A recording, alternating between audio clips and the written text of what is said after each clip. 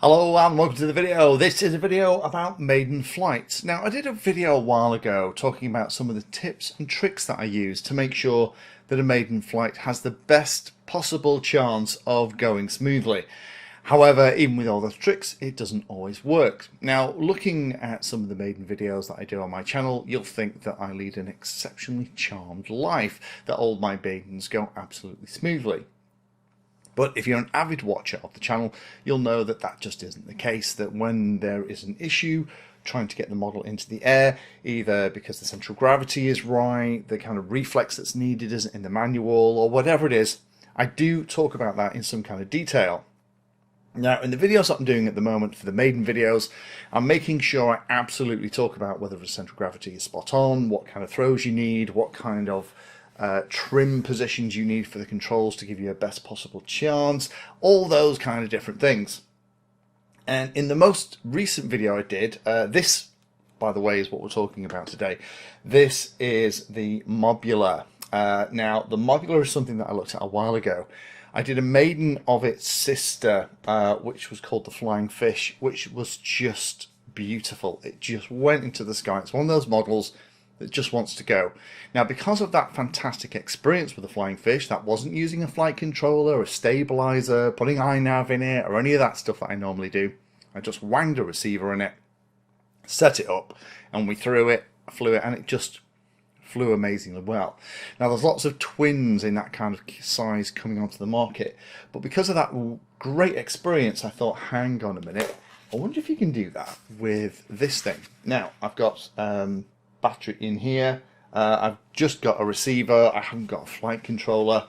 I thought, let's try and see whether or not this thing can fly without a flight controller, because there is a space for it inside.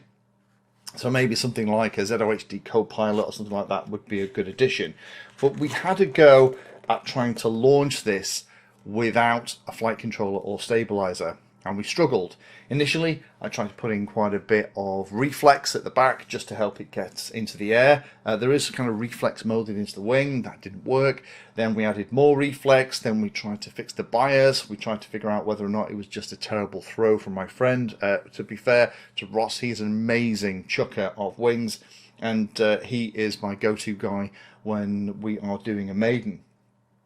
However, many kind of crashes and tumbles later, the wing needs hot gluing back on again. I kind of got to the point where I was thinking, okay, I'm doing something wrong, and I'm not sure what it is. Now, obviously, I could just put in a Copilot or a stabilizer or a little Matek F411 WSE with iNav 4 in it, and just get it all working. You know, it is designed, there's a little GPS space at the back. It is designed for that. But this is a bit of a shout out, really, just to say, have any of you viewers out there got one of these wings and have it flying in manual? Have you kind of come across the tips and tricks? If you have, I would love to hear from you. Please pop it in the comments down below. I'm kind of running out of tricks here to use to get this thing launched in manual mode. I don't keep wanting to just throw it into the ground. Now, this occasionally does happen. I hear from other pilots out there who get in touch and leave comments just talking about how incredibly difficult it is to get something into the air. And it might be that this is one of those that just needs a flight controller, and in lots of cases that is the situation with others as well. Smaller wings in particular like this tend to be quite twitchy and very sensitive. You know, the prop and the motor give you quite a bit of torque roll, so sometimes launching at less than 100% throttle.